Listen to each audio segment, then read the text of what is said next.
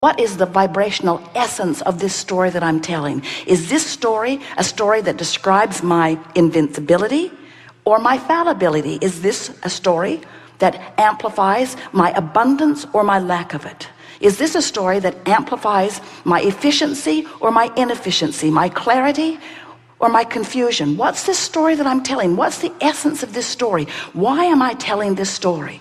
And we want you to know, friends, the reason that you are usually telling the story that you're telling is because you're not paying attention to how you feel while you're telling the story. And you're telling the story for intellectual content rather than from vibrational content.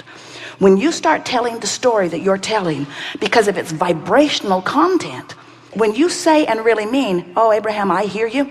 I know that there's a veritable fortune of relationships and all delicious things in my escrow, and the stories I tell from this point forward are one reason only.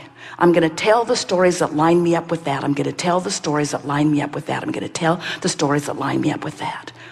And the stories you've been telling line you up with reality. They line you up with humorous content. They line you up with people that you can relate to. They line you up with things that you're dredging up from the past. They line you up with all kinds of things.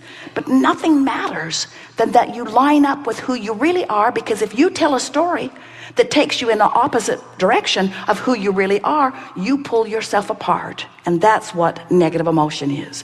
Whether you call it doubt, whether you call it fear, whether you call it anger, whether you call it frustration, it doesn't matter if it's loneliness. It does not matter what the negative emotion is. Every single time it means, in the moment of it, you're telling a story that is keeping you away from who you really are. You see, we're not giving this to you because we think it is so important that you have all those things, or that you buy all those homes, or that you have all those relationships. We think it's nice if you get to do the things you want to do. But we're not telling you this because we think it is so important that all of those manifestations take place. We're telling you this because once life has caused you to expand and you don't keep up with who you are, you don't feel good.